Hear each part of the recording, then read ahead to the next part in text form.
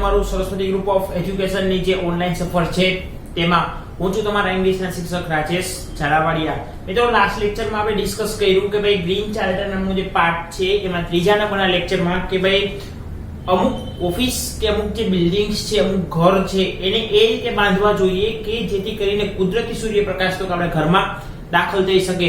એવું કઈ રીતે? તો કે આપણે બોર્ડમાં ચાર્ટ દ્વારા પણ સમજેલું કે ભાઈ ઉગમનું અને આથમના બહારનું મકાન.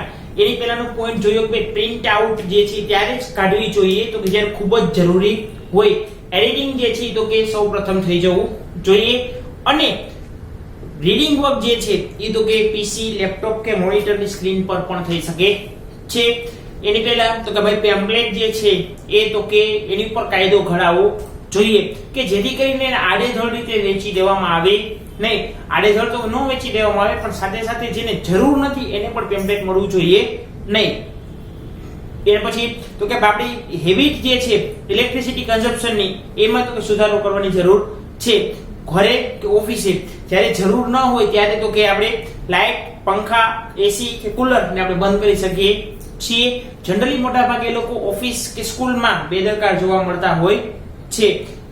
જૂના પુરાણા જે એર કન્ડિશનર્સ છે એની જગ્યાએ પાવર સેવર એર કન્ડિશનર્સ નો ઉપયોગ કરવો જોઈએ. આ તો આપણે લાસ્ટ લેક્ચરમાં જોયું. પછી જોયું કે બેટરી ડ્રીવન સ્કૂટર્સ જે છે બરાબર છે એમાં તો કે વધારો કરવો જોઈએ, એમાં સબસિડી આપવી જોઈએ. હવે જોઈએ તો કે reduce number of kilometres by walking, cycling, carpooling and using public transport. Reduce number of kilometres. હવે રિડ્યુસ નંબર ઓફ કિલોમીટર્સ એટલે શું? તો કે નંબર ઓફ કિલોમીટર્સ જે છે એટલે કે આપણા દ્વારા જે કિલોમીટર્સ કાપવામાં આવે છે એટલે કે મુસાફરી કરવામાં આવે છે એને ઘટાડો કરવાનો છે. કઈ રીતે? બાય વોકિંગ, ચાલીને, સાયકલિંગ, કારપુલિંગ એટલે કાર એકબીજા સાથે શેર કરીને, and using public transport. Public transport એટલે કે ભાઈ સિટી બસ છે, મેટ્રો ટ્રેન છે કે એ જે છે સ્ટેટ ટ્રાન્સપોર્ટની બસો છે, ઓટો રિક્ષા છે, ટેક્સી છે એનો ઉપયોગ કરી અને આપણે જે છે તો કે નંબર ઓફ કિલોમીટર્સનો ઉપયોગ ઘટાડવાનો છે. તમને એક સર આ કઈ રીતે પોસિબલ બને છે? જસ્ટ ફોર એન એક્ઝામ્પલ કે ભાઈ હું જે જગ્યાએ રહું છું બરાબર છે એને આપણે નામ આપી દઈએ પોઈન્ટ નંબર A, અને મારું જે વર્ક ક્ષેત્ર છે એટલે કે હું જે ઓફિસમાં કામ કરું છું એ નંબર છે B. મારા ઘરથી આ જે ઘર એટલે કે હોમ અને ઓફિસ એટલે કે O બરાબર છે. મારા ઘરથી ઓફિસનું અંતર જે છે અંદાજે 15 કિલોમીટર છે બરાબર છે. તો સ્વાભાવિક છે હું મારા ઘરથી ઓફિસે જઈશ મારું બાઇક લઈને કે મારું સ્કૂટર લઈને, તો દરરોજ 15 કિલોમીટર જવાનું અને 15 કિલોમીટર આવવાનું, એટલે કે હું ટોટલ કેટલા કિલોમીટરનું રોજ આવી જઈશ? 30 કિલોમીટર બરાબર. હવે 30 કિલોમીટર વોકિંગ કરવું તો શક્ય નથી, સાયકલિંગ શક્ય નથી, તો હવે હું શું વિચારીશ? Transport, public transport. મારા ઘરથી મારા ઓફિસ સુધી એક સિટી બસ છે એ રોજ જાય છે બરાબર છે. હવે કોસ્ટનો હિસાબ કરીએ કે ભાઈ હું જ્યારે દરરોજ 30 કિલોમીટરનું અંતર કાપું છું આવવા જવામાં બરાબર છે, એમાં મારે 100 રૂપિયાનું પેટ્રોલ બળે છે બરાબર છે. તો હું સિટી બસનો જો ઉપયોગ કરું છું તો 15 કિલોમીટર જવા માટે મારી પાસેથી એ 20 રૂપિયા ભાડું લે છે. તો 20 રૂપિયા ગુણ્યા 2 એટલે કે 40 રૂપિયામાં જે છે એ હું ઘરથી ઓફિસ ને ઓફિસથી ઘર એક વખત આવી જઈશ. છતાં પણ 100 રૂપિયાની કમ્પેરિઝનમાં હું એક દિવસના કેટલા રૂપિયા બચાવું છું? 60 રૂપિયા બચાવું છું બરાબર છે. આ એક હિસાબ થયો. હવે હું જે ઘરે રહું છું બરાબર છે, આ A નામનો જે પોઈન્ટ છે એ મારું ઘર છે બરાબર છે. ચાલો નામ લખી નાખીએ ભાઈ અહીંયા જે છે તો કે RK એટલે કે હું, મારું નિવાસ સ્થાન આ છે એટલે કે હું થયો એક માણસ. એવા બીજો કે જે KP છે, ત્રીજો જે AB છે, ચોથો જે XY છે બરાબર છે. આ તમારે ચારે ચાર ને જે છે એ તો કે એક જ જગ્યાએ જવાનું છે અહીંયા. તો હવે 15 ગુણ્યા 4 60 કિલોમીટર જે છે અમે જશું અને 60 કિલોમીટર અમે તો કે ચારે ચાર પાછા આવશું. ચાલો એવું કન્સિડર કરીએ કે હવે હું બાઇક લઈને જતો નથી, પણ હવે જે છે તો કે અમે કાર વસાવી લીધી બરાબર છે. અમારા બધા પાસે તો કે કાર છે એટલે કે મારી પાસે આ KP પાસે, AB પાસે અને XY પાસે. અમારા ચારે ચાર જણ પાસે કાર છે, બરાબર છે. તો હવે 15 કિલોમીટર જે છે મારે જવાનું છે, 15 કિલોમીટર આવવાનું છે. તો મારી એકની કાર લઈને હું જ્યારે જાઉં છું ત્યારે મારે 15 કિલોમીટર અને 15 એટલે કે 30 કિલોમીટર કાપવામાં આપણે અંદાજ ગણી લઈએ કે ભાઈ 150 રૂપિયાનું જે છે પેટ્રોલ કે ડીઝલની મને ખપત પડે છે. ડન. કેપી ને પણ 150 પડશે, એબી ને પણ 150, XY ને પણ 150. ટોટલ 4 જણાને એક જ જગ્યાએથી અથવા આજુબાજુના વિસ્તારમાંથી એક જ જગ્યાએ ઓફિસે પહોંચવા માટે 600 રૂપિયાનું પેટ્રોલ, ડીઝલ કે ગેસ નું બળતણ બળે છે. હવે કારપુલિંગ નો કોન્સેપ્ટ, બરાબર છે, ઈ સમજાવું છું. હવે મેં 4 જણા છીએ તો એક કારમાં અમે 4 જણા આવી જઈએ, તો કે હા, બરાબર. કઈ રીતે કે ભાઈ અમારે અઠવાડિયામાં સોમવાર, મંગળવાર, બુધવાર અને ગુરુવાર અને શુક્રવાર એમ 5 દિવસ કામ કરવાનું હોય છે. ચાલો 6 દિવસ રાખે, શનિવાર રવિવારની તો કે અમાર બધાની ઓફિસમાં રજા હોય છે. તો 1 2 3 ને 4 મારી પાસે કાર છે, તો કે હા. કેટી પાસે, એબી પાસે અને XY પાસે. ચાલો હજી એક પર્સનને આપણે એડ કરી લઈએ, સીડી પાસે પણ કાર છે. ટોટલ 5 વ્યક્તિ 5 કાર. તો હવે અમે કાર પુલિંગ નક્કી કરીએ છીએ. બધે જવાનું છે એક જ જગ્યાએ, ઓફિસમાં એક જ. તો અમે નક્કી કરીએ છીએ કે ભાઈ સોમવારે જે છે એટલે કે મંડે મારી કારનો ઉપયોગ કરવો, ટ્યુઝડે કેપી, વેડનેસડે એબી, થર્સડે XY, ફ્રાઈડે સીડી અને સેટરડે ફરી પાછું રજા હશે. એટલે કે અમારે એક અઠવાડિયામાં 5 જ દિવસ કામ કરવાનું છે, શનિ રવિ અમને રજા મળે છે. હવે અમે કાર પુલિંગ નો ઉપયોગ નથી કરતા.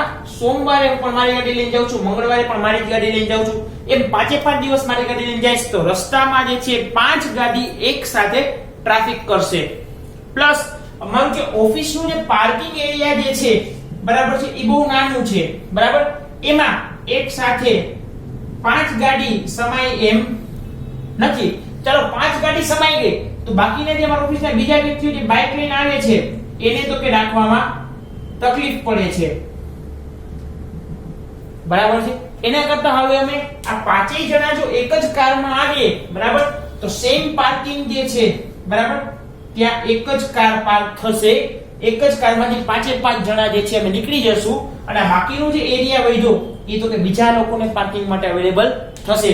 રોડની વાત કરીએ તો પહેલા અમે રોડ ઉપર જે છે એક સાથે 5 કાર લઈને નીકળતા હતા, બરાબર છે. તો 5 કારને પેટ્રોલ, ડીઝલ, સીએનજી ની ખપત જે પડતી હોય તે, 5 કારમાં એસી ચાલુ હતા એટલે પર્યાવરણ પર અસર પડતી હતી. એ હવે એની જગ્યાએ અમે જે છે તો કે એક જ કાર લઈને નીકળીએ છીએ, બરાબર છે. તો એક જ કાર લઈને નીકળીએ છીએ તો 5 જણાનો આજે બાકીનો જે ટ્રાફિક છે એ બચી ગયો, બરાબર. તો આ થયું કારપુલિંગ. કારપુલિંગ એટલે કે એકબીજા વચ્ચે કાર શેર કરવી. તો હવે 5 જણા એક જ કારમાં જે છે આવન જાવન કરીએ છીએ તો પેટ્રોલ એટલે કે જે રિસોર્સિસ છે, ફ્યુઅલ્સ છે, એમાં પણ બચત થશે. આપણે બધાને કોસ્ટ ઓછી આવશે. શું કામ? કારણ કે મારે એક જ વખત 150 રૂપિયા જે છે બગાડવાના છે, એની સાથે 5 જણા જે છે બાકીના 4 એ કારનો ઓફિસે જઈ શકશે. બીજા દિવસે તું કેપી ની ગાડીમાં જઈશ એટલે મારે કઈ ફ્યુઅલ એક્સપેન્સિવ નથી. પછી તો કે હું એબી, XY અને સીડી એમ બધા એક વખત પેટ્રોલનો ખર્ચ કરશે. એક દિવસ કે જ્યાં 750 નો ખર્ચ થતો હતો એની જગ્યાએ એક જ દિવસમાં 150 રૂપિયાના ખર્ચમાં 5 જણા ઓફિસે જઈ શકે છે. ત્યાં પાર્કિંગ એરિયા પણ વધે છે, રસ્તા પર ટ્રાફિક નથી થતો, બરાબર. તો આને કહેવાય reduce number of kilometres by walking, cycling, carpooling or by using public transport. ત્યાર પછી એ છે કે use of bicycle should be made popular. કે યુઝ ઓફ બાઇસિકલ એટલે કે જે સાયકલનો ઉપયોગ છે એનો ઉપયોગ આપણે વધારે પ્રખ્યાત કરવો જોઈએ. We should observe cycle day once in a month. આ લીટીને અંડરલાઈન કરજો કારણ કે ઘણી બધી વખત ટ્રુ ફોલ્સ માં આ વસ્તુ પૂછાઈ ગઈ છે કે આપણે મહિનામાં એક દિવસ સાયકલનો ઉપયોગ કરવો જોઈએ. એન્ડ ઓન ધેટ ડે અને એ દિવસે cycle riding alone should be allowed bearing emergency. Bearing એટલે કે બાદ કરતા, છૂટ આપતા, કે જે દિવસે મહિનામાં ધારી લઈએ કે ભાઈ 30 દિવસનો એક મહિનો છે, બરાબર છે. હવે તમે એમ કહેશો ભાઈ સાહેબ ફેબ્રુઆરીમાં 28, 29 હોય છે, અમુકમાં 31 હોય છે, પણ આપણે જનરલ સરેરાશ એવરેજમાં 30 તારીખનો મહિનો લઈએ છીએ. એમાંથી આપણે નક્કી કર્યું કે ભાઈ દર મહિનાની જે 15મી તારીખ છે ત્યારે આપણે સાયકલ ડે નો ઉપયોગ કરીશું. તો આ 15મી તારીખે જે છે શહેરનો કોઈ પણ માર્ગ હોય એમાં ફક્ત અને ફક્ત જે ઇમરજન્સી વ્હીકલ છે, હવે ઇમરજન્સી વ્હીકલમાં શું આવે તો કે ભાઈ એમ્બ્યુલન્સ છે, કે ભાઈ આ ફાયર ફાઈટર્સ છે, કે પોલીસની સર્વિસ છે, આ ત્રણને જ અલાવ કરવામાં આવી જોઈએ. બાકી બધા જ લોકોએ સાયકલનો જ ઉપયોગ અથવા ચાલીને જવાનો ઉપયોગ કરવો જોઈએ. એથી શું થશે કે ભાઈ મહિનામાં એક દિવસ આવી રીતે ઉજવાય છે તો એક દિવસ પૂરતી જે પેટ્રોલ ડીઝલની જે ડિમાન્ડ છે એમાં ઘટાડો થશે અને સાથે જ એક દિવસ પર્યાવરણને રાહત મળશે. કમ્પ્લીટ. આગળ વધીએ. People used to go for their daily chorus on cycle in old times. આ અંડરલાઈન કરજો આ લાઈન નીચે કે જ્યાં જે છે તો કે ખરા ખોટામાં ટ્રુ ફોલ્સ માં પૂછાઈ શકે છે કે people used to go for their daily chorus. daily chorus એટલે કે કામકાજ અને daily એટલે કે દૈનિક, કે જૂના જમાનામાં લોકો જે છે પોતાના દૈનિક કામકાજ માટે તો કે સાયકલ ઉપર જતા હતા. why can't we do the same today? તો આજે પણ આપણે એવું શા માટે ન કરી શકીએ? in recreational trips, આ શબ્દ છે recreational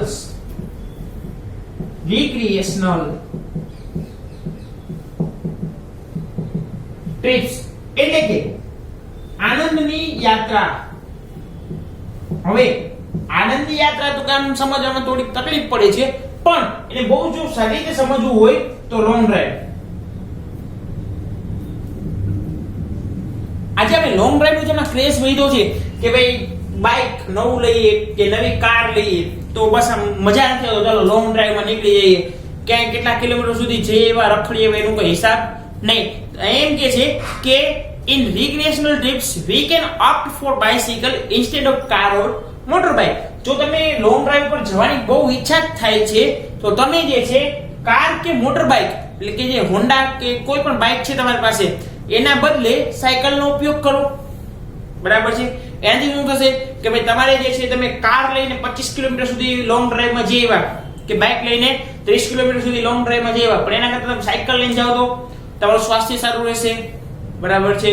પ્લસ પર્યાવરણને ફાયદો થશે, તમે ટ્રાફિક નહીં કરો અને બહુ ટ્રાફિક જામ થઈ જાય. બરાબર છે. તો સાયકલને આ ખંભે નાખી અને તમે કોઈ પણ જગ્યાએ મુશ્કેલ પાર કરી શકો છો. પાર્કિંગમાં જગ્યા ન હોય, એક ખાલી ઘોડી માર દો અને તમે રસ્તા પર જાઓ છો, બહુ સ્પીડ જાઓ છો, સામેવાળા સાથે કોઈ સાથે અથડાઈ જાઓ છો તો જાજી ઇન્જરી થતી નથી અને તમે સાયકલ કોકને એક્સિડન્ટ કરી દો તો એમાં કોઈ પોલીસ કેસ થતો નથી. તો લોંગ ડ્રાઈવ જે છે જે રિક્રિએશનલ ટ્રીપ્સ છે એમાં તો કે તમે મોટર બાઇક કે કારની જગ્યાએ તો કે તમે સાયકલનો ઉપયોગ કરી શકો છો. નેક્સ્ટ કે છે બાય ઇન્ટેલિજન્ટલી, સમજદારીપૂર્વક ખરીદી કરો. One bottle of 1.5 liters requires less energy and produces less waste than 3 bottles of 0.5 liter each. ધારી લ્યો કે તમે કોઈ જગ્યાએ પ્રવાસમાં જાઓ છો. હવે પ્રવાસમાં રેલવે સ્ટેશન ઉપર તમને પાણીની તરસ લાગે છે એટલે આપણે શું હોય કે આપણે એક પાણી બોટલ લેવા જાય એટલે બીજા બે ત્રણને પૂછતા જાય તારે પાણી જોઈ, તા લેવાનું તો હા લેવાનું છે. તો કેટલા જણા થયા? 3 જણા. તો 3 જણા માટે જે છે આપણે અડધા લીટરની પાણીની બોટલ લઈએ. બરાબર છે. અને એક જણા પૂરતી 1.5 લીટરની પાણીની બોટલ લઈએ તો 3 લેવી સારી કે એક બોટલ લેવી સારી? બરાબર છે. તો કે એક બોટલ લેવી વધારે સારી પડે છે. શું કામ? અને તો કે આજે તમે 3 અડધા લીટરની જે બોટલ લીધી છે એના માટે વધારે એનર્જી જોશે, એટલે કે જ્યારે એને રિસાયકલ કરવાની વસ્તુ હશે અથવા જ્યારે ડસ્ટબિનમાં નાખશો તો 3 બોટલ જેટલી જગ્યા રોકશે. બરાબર. અને તમે 3 બોટલ દેશો. બરાબર છે. તો માની લ્યો કે ભાઈ અડધા લીટરની એક પાણીની બોટલ જે છે એ 10 રૂપિયાની આવે છે, એ 30 રૂપિયાની થઈ અને 1.5 લીટરની પાણીની બોટલ જે છે એ તો કે 15 રૂપિયાની આપણે 25 રૂપિયા રાખીએ, 25 રૂપિયાની આવે છે. તો કોસ્ટમાં પણ ઇફેક્ટિવ પડે છે, પ્લસ એનો નિકાલ કરતી વખતે એટલે કે એનું રિસાયકલિંગ કરતી વખતે પણ તો કે આમાં ઓછી ઉર્જાની જરૂર પડે છે. આગળ કે છે કે બાય રિસાયકલ પેપર પ્રોડક્ટ્સ, કે રિસાયકલ પેપર પ્રોડક્ટ્સ જે છે એટલે કે જેનું રિસાયકલિંગ થતું હોય, ફરીથી ઉપયોગમાં આવી શકે હોય એવી પેપર પ્રોડક્ટ્સ ખરીદવાનું રાખવું. It take 70 to 90% less energy. આનાથી 70 થી 90% જેટલી જે છે તો ઓછી ઉર્જાનો વપરાશ થાય છે. ત્યાર પછીનો પોઈન્ટ છે કે ભાઈ forest should be protected and conserved by one and all. Forest એટલે કે જે જંગલ છે એ should be protected એટલે કે એનું રક્ષણ થવું જોઈએ and conserved એટલે કે એનું સંવર્ધન થવું જોઈએ by one and all એટલે કે એક અને બધા દ્વારા તમારા અને મારા દ્વારા જંગલ જે છે એનું રક્ષણ પણ થવું જોઈએ અને એનું સંવર્ધન પણ થવું જોઈએ શું કામ forest store huge quantity of carbon આ જે જંગલ જે છે ખૂબ મોટી માત્રામાં ખૂબ મોટા પ્રમાણમાં જે છે એ તો કે કાર્બનનો સ્ટોર કરે છે and so play a critical role in carbon control એમાં સો પ્લે જે છે ત્યાંથી અંડરલાઈન કરજો એમાં સો જે છે કાઢી નાખો અને સેન્ટેન્સ ઉપર કે forest play a critical role in carbon control આ ટ્રુ ફોલ્સ માં પૂછાઈ શકે છે કે જંગલ જે છે એ ખૂબ મોટી પ્રમાણમાં કાર્બનનો સ્ટોર કરે અને કાર્બનનો સ્ટોર કરે હવે તમને ખબર જ છે કે વૃક્ષ છે પોતાના શ્વસન તરીકે કાર્બન ડાયોક્સાઇડ અંદર લે અને ઓક્સિજનને બહાર કાઢે છે હવે જેમ મોટા ભાગમાં જંગલ હશે એમ એટલા વધારે પ્રમાણમાં કાર્બન ડાયોક્સાઇડ શોષાઈ જશે અને વધારે પ્રમાણમાં પ્રાણવાયુ આપણને મળશે તો જેમ જંગલનો વિસ્તાર વધારે એમ તો કે આપણે ફાયદામાં રહેશું એટલા માટે કહે છે કે જંગલો જે છે એ તો કે કાર્બન કંટ્રોલની એક્ટિવિટીમાં ખૂબ મોટો અને મહત્વનો ભાગ ભજવે છે barren stretches of land should be cultivated and cultivation of biofuel crops should be encouraged barren stretches of land એટલે કે જમીનનો જે બંજર પડેલો ભાગ છે હવે શબ્દ જોઈ લઈએ barren stretches of land barren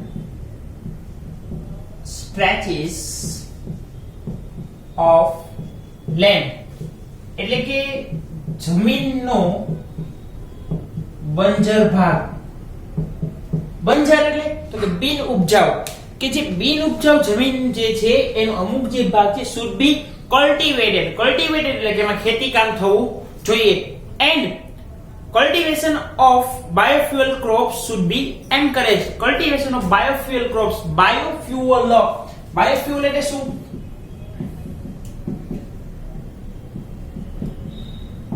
જૈવ બળતણ biofuel of cultivation of biofuel crops should be encouraged એટલે કે પ્રોત્સાહિત કરવું જોઈએ કે ભાઈ આવા જે જમીનના જે બંજર ભાગ છે એટલે કે બિન ઉપજાઉ ભાગ છે એમાં ખેતી કરવી જોઈએ અને એમાં આવા જે જૈવ બળતણના પાક જે છે એ તો કે ઉગાડવા જોઈએ કેવા જૈવ બળતણના ભાગ તો કે છે કે ભાઈ ethanol and jatropha are promising biofuels ethanol અને જેટ્રોફા હવે ઇથેનોલ અને જેટ્રોફા એટલે કંઈક જે છે થાય છે મને ભૂલાઈ ગયું છે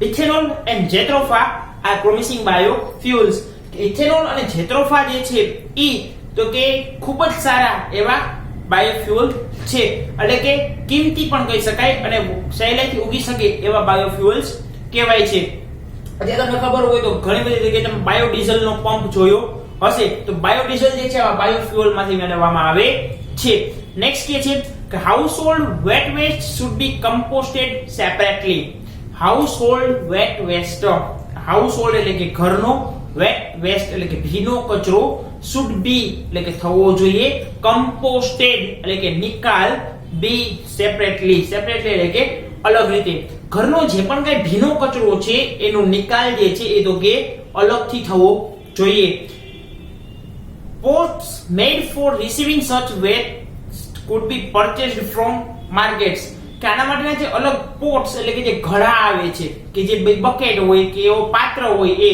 એ માર્કેટમાંથી તૈયાર પણ લઈ શકાય છે માર્કેટમાંથી આવા જે ઘડા છે પાત્ર છે તો કે ડાયરેક્ટ પણ મળી શકે છે and the other material required અને જે બીજું જે પણ કઈ મટીરીયલની જરૂરિયાત હોય તે પણ દાખલા તરીકે અહીંયા વીઝ આપેલું છે VIZ પછી ફૂલ સ્ટોપ વીઝ એટલે કે જેવા કે sawdust dry leaves and shredded papers હવે sawdust એટલે શું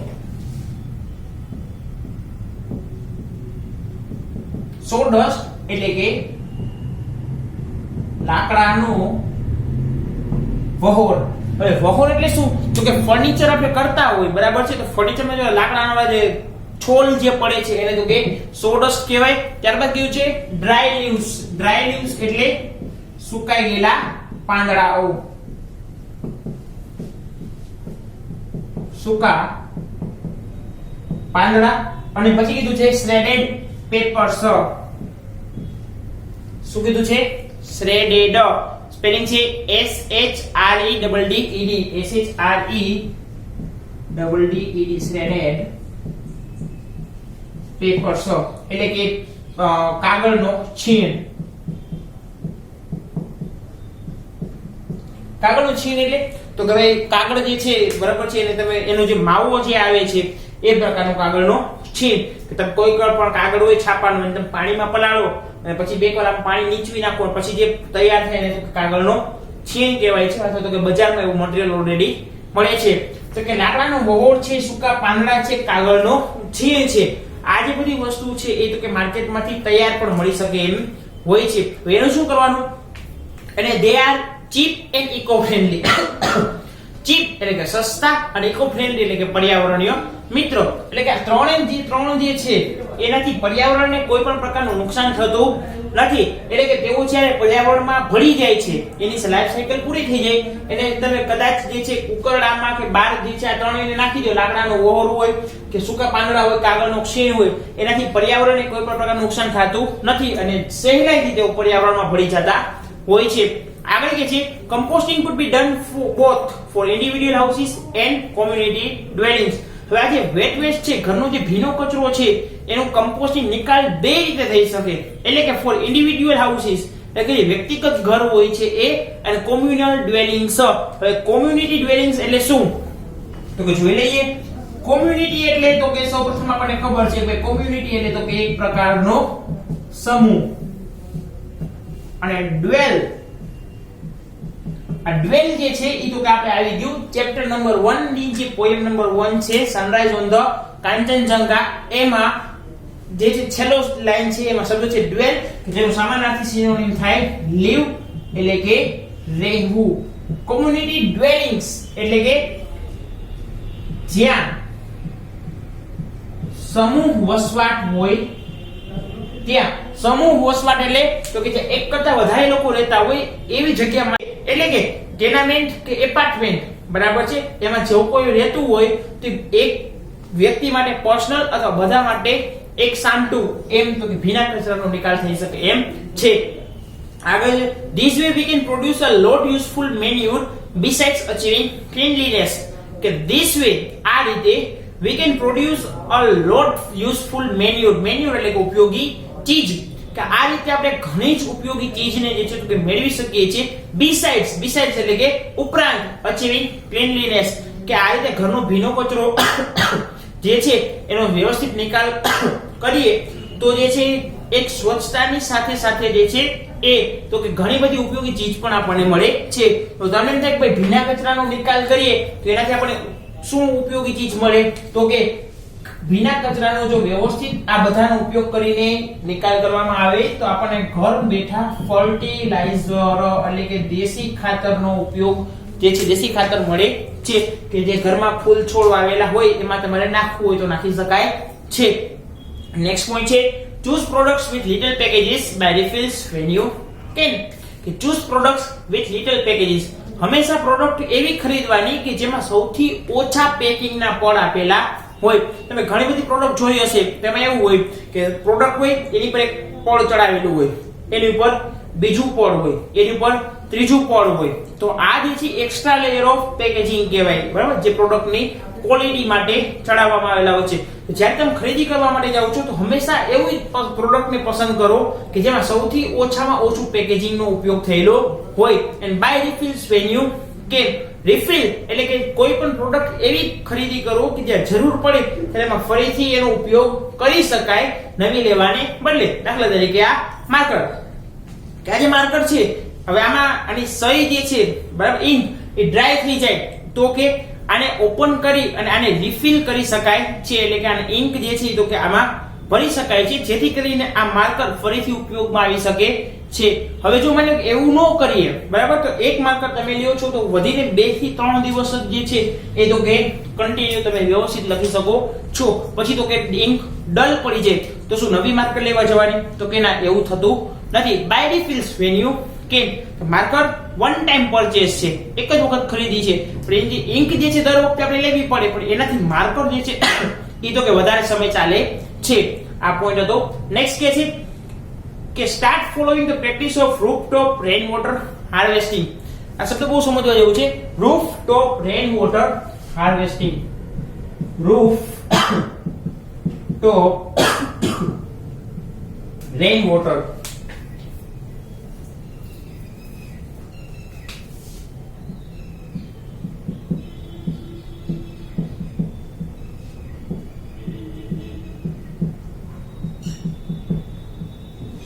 ટૂંકમાં રૂફટોપ રેન વોટર હાર્વેસ્ટિંગ એટલે કે આપણે જે કુવા સિંચાઈ કરીએ છીએ અથવા જે ઘરે બોર સિંચાઈ કરીએ અથવા બોર રિચાર્જ, સોરી સિંચાઈ નહીં હો મિત્રો, સિંચાઈ શબ્દ ખોટો લખાઈ ગયેલો છે, સિંચાઈ નહીં પણ કુવા રિચાર્જ અને બોર રિચાર્જ. કઈ રીતે કે ભાઈ અગાસી પર જે વરસાદનું પાણી પડે છે એને ભૂંગળા દ્વારા જે છે તો કે આપણે ભૂગર્ભમાં જે ઉતારી દઈએ એને રૂફટોપ રેન વોટર હાર્વેસ્ટિંગ કહેવાય છે. રૂફ એટલે કે છાપરા ઉપર, રેન વોટર એટલે કે જે વરસાદનું પાણી છે, હાર્વેસ્ટિંગ એટલે કે ખેડવું અથવા તો કે જમીનમાં ઉતારવું, તો એને કુવા કે બોર રિચાર્જ સિમ્પલી કહી શકાય છે. આની પ્રેક્ટિસ જે છે તો કે આપણે શરૂ કરવી જોઈએ, જેથી કરીને આપણે જે પાણીનો વપરાશ દિવસે દિવસે આપણો વધતો જાય છે તો જમીનનું જે ભૂગર્ભ જે છે એટલે કે જે જમીનનું તળિયું છે એમાંથી આપણે પાણીનો સોર્સ જેમ બને એમ ઓછો ખેંચીએ એમ તો કે આપણા માટે ફાયદામાં રહેશે. તો મળીએ છીએ મિત્રો નેક્સ્ટ લેક્ચરમાં. આ લેક્ચરમાં આપણે ઘણું બધું ડિસ્કસ કર્યું. એમાં જે છે પાણીનું હોય કે ત્યાર પછી આ રીતે ફર્ટિલાઇઝર કે ભીના કચરાનું હોય કે જમીનનો બંજર ભાગ છે, જૈવ બળતણ છે, એવા ઘણા બધા ટોપિક વિશે ચર્ચા કરી. મળીએ છીએ નેક્સ્ટ લેક્ચરમાં. છેલ્લે બાકી રહે છે બેચ પોઈન્ટ અને ત્યાર પછી જે અમુક ઇમ્પોર્ટન્ટ ડિસ્કશન્સ છે ચેપ્ટરને લગતું એને લઈને. ત્યાં સુધી જય હિન્દ, જય ભારત એન્ડ વંદે માતરમ.